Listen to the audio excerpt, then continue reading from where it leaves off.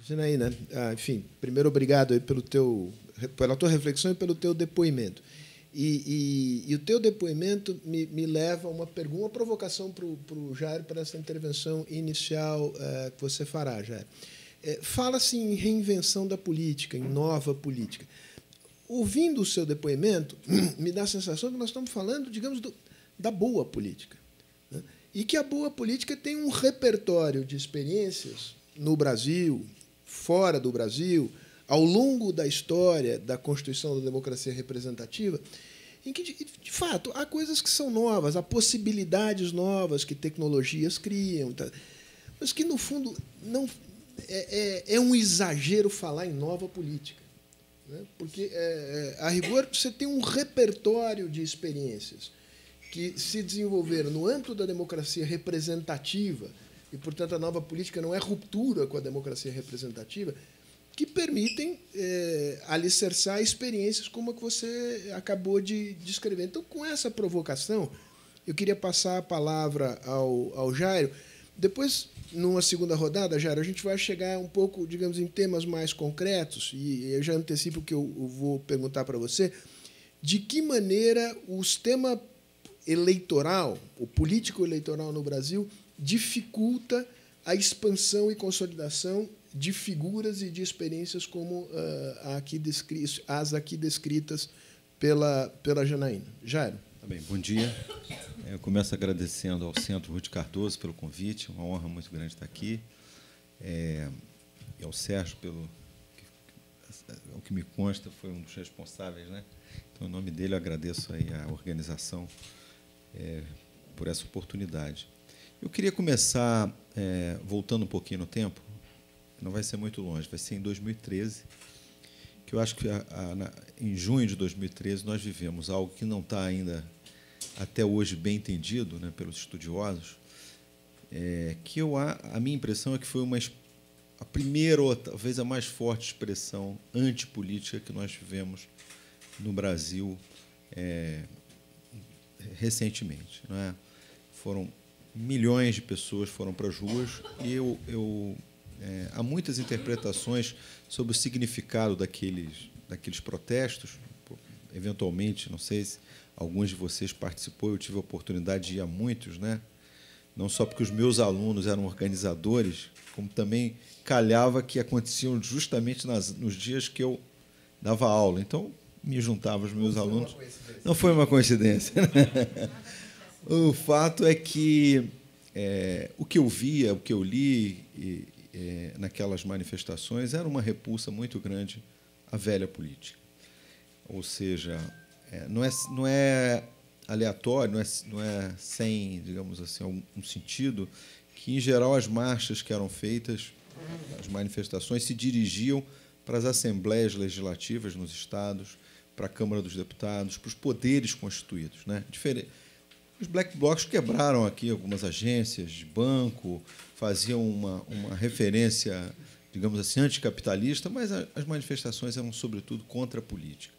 E, curiosamente, essas manifestações não se traduziram em praticamente nada, pelo menos que a gente pudesse fazer uma ligação direta entre o que aconteceu em 13 e o que aconteceu nas eleições, um ano a seguir, né?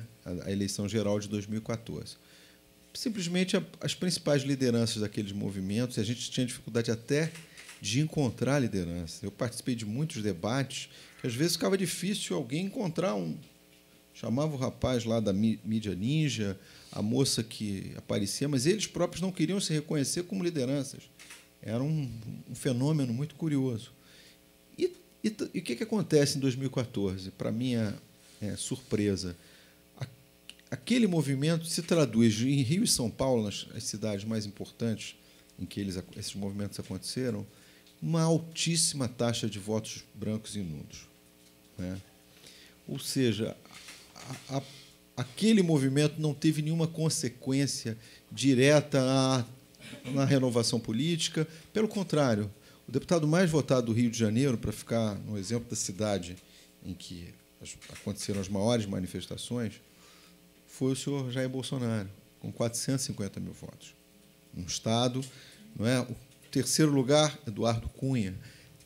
Enfim, é difícil fazer uma ligação entre o que aconteceu, se aquele movimento antipolítica contribuiu para a ascensão dessas figuras. O fato é que não contribuiu para a ascensão de nada muito positivo em termos de renovação. Bom, entramos, a partir de 2015, as imagens que os meus colegas, eu também, nós esgotamos todas as imagens climáticas para falar do que aconteceu entre 2015 e 2017.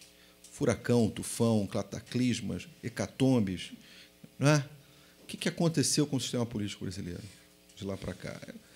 Enfim, são 3 anos de impedimento da presidente, de ações descabidas ou menos descabidas do Supremo, uma eleição municipal no meio disso tudo, ascensão de movimentos de rua, pela primeira vez não controlados pela esquerda, movimentos que levaram milhões de pessoas. Eu lembro que um domingo, não sei se foi a Folha que fez uma estimativa, foram às ruas 3,5 milhões de pessoas, a maioria aqui em São Paulo, né, em manifestações contra o governo da presidente Dilma, a favor do impedimento. Enfim, é difícil até, eu aqui tentando falar um pouco de memória, os eventos vão caindo na minha mente aqui, como é tanta coisa para falar de tópicos impressionantes, vamos dizer assim, da nossa agenda, que a gente vai, provavelmente, eu que vivo estudar esses fenômenos, vou passar um bom tempo tentando entender os impactos, não só os efeitos desses eventos, mas também por que as coisas aconteceram daquele jeito, né? Fatores que levaram uma presidente com 370 deputados não conseguir manter 170. Enfim, será que a nossa interpretação sobre o presidencialismo brasileiro era falha? Questões que são, digamos, dos estudiosos, mas que a gente hoje ainda não tem um controle completo para dimensionar, não é? Mas nesse rol de eventos, né, que aconteceram, eu acho que houve uma nova, na sociedade civil, o aparecimento de organizações para tudo quanto é lado, que tinham uma relação diferente de 2013. Agora a ideia precisamos entrar na política, queremos influenciar na política. Então, o movimento 1, que era de repulsa, de recusa, agora vamos entrar. E esse movimento, ao contrário do que aconteceu, por exemplo, na Espanha, em que ele foi unificado para a organização de um partido, o principal deles, o Podemos, né? Os Cidadãos também é um partido espanhol que se beneficiou, vamos dizer assim, nasceu associado às manifestações semelhantes a que aconteceram no Brasil, não é? Que aconteceram na Espanha. Aqui, esse discurso da nova política, talvez ele que justifique essa mesa, esse encontro aqui, ou seja, a ideia que cidadãos afastados da política, que recusavam a política, que não queriam se candidatar, que se animaram. Agora precisamos nos organizar, é o agora. São tantos movimentos que eu não consigo lembrar o nome de muitos, não é? Eu participei há umas 2 semanas no Rio de um evento parecido com esse. Estava lá o Agora, estava lá Livres, o movimento Brasil Favela Brasil. São jovens de periferia, extremamente organizados, simpáticos, com uma agenda, querem formar um partido. Enfim, tem uma certa pujança na sociedade que quer encontrar passagem, mas que tem certas características. Uma delas é essa fragmentação. São movimentos que foram nascendo, digamos, espontaneamente, juntando jovens, juntando pessoas, em geral jovens, militantes, interessados, mas são muitos movimentos. Segundo, que esse movimento também se caracterizou por ser suprapartidário. Quer dizer, eles querem influenciar na política, mas, em geral, lançando nomes desses movimentos. Uma das moças, que eu acho que era do Agora, lá no Rio, ela disse que nós vamos lançar 56 candidatos por 4 partidos, eles se comprometeram, assinaram a nossa carta. enfim, é algo que eu nunca tinha visto. Então, tem um caráter suprapartidário. Eles não escolheram um abrigo numa legenda, não é? Quiseram, então, fazer essa...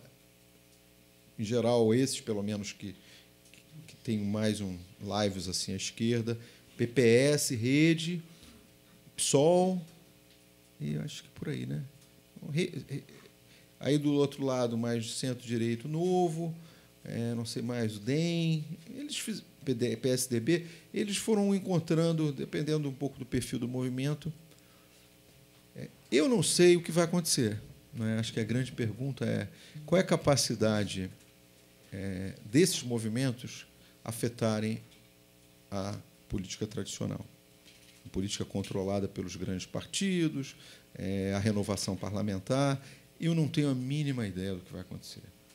Né? Inclusive, ontem estava conversando com uma colega, né, cientista política, e a gente conversou muito sobre a política brasileira, e me veio a seguinte imagem. Quer dizer, depois de tudo isso que aconteceu nesses 3 anos, será que a gente vai ter uma eleição que não vai acontecer nada? Nada vai mudar?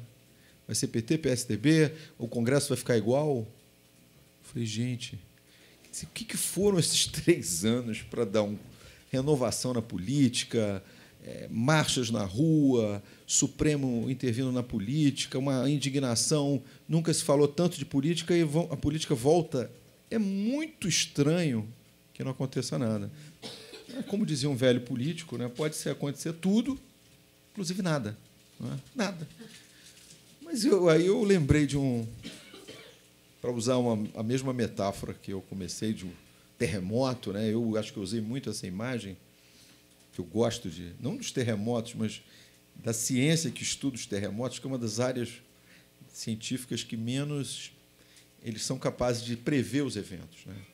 Eles têm alguma capacidade, diferente do estudos sobre o clima, mesmo estudos sobre aquecimento global, o clima de curto prazo, ali, o tempo, que hoje é muito preciso, né? Imaginar que, uns anos atrás, eu vou para São Paulo, como é que está lá? E na sexta? Isso seria impossível há 20 anos atrás. Essa área avançou muito. Mas a área dos estudos sísmicos, não. Né? Então, eu usei, provavelmente, muitas vezes, a imagem que a gente estava vivendo um terremoto na política brasileira em 2015, 2006. Mas eu temo que seja um terremoto semelhante ao que eu passei um tempo agora na Inglaterra. E como eu gosto muito de ciência, eu fui algumas vezes no Museu da Ciência. Talvez algumas pessoas que tenham tido a oportunidade de Londres, que é espetacular, né? E tem lá uma sala. Eu não vou, se as pessoas não tem graça, enfim, não vai afetar. Não, eu fecho. Que é o seguinte: você entra e vai viver a experiência do terremoto de Kobe, no Japão. Você entra lá, você está num supermercado, aquele negócio treme, você tem a experiência, mas 1 minuto depois acaba. Então, eu fiquei pensando, será que a gente está num terremoto? O terremoto foi só uma sala e a gente vai voltar à velha política? Na segunda rodada, eu volto a falar sobre como eu acho que as dificuldades da velha política institucionais para a passagem desses novos atores. Mas, assim, tudo está caminhando para que o novo tenha muito mais dificuldades do que nós antevíamos. Essa é a minha visão. Enfim, reagindo um pouco a essa provocação inicial e colocando, digamos assim, o papel da renovação diante dos últimos fenômenos que a gente viveu no Brasil.